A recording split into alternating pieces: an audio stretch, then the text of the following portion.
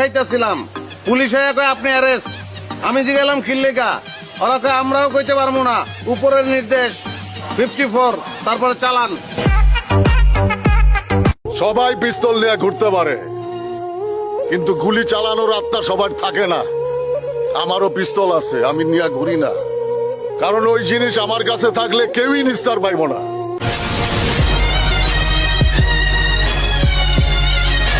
না না না না না না না না, বিশ্বাস কারে তরে, আবারও পাগলা কুত্তায় কামড়াইছে আমারে।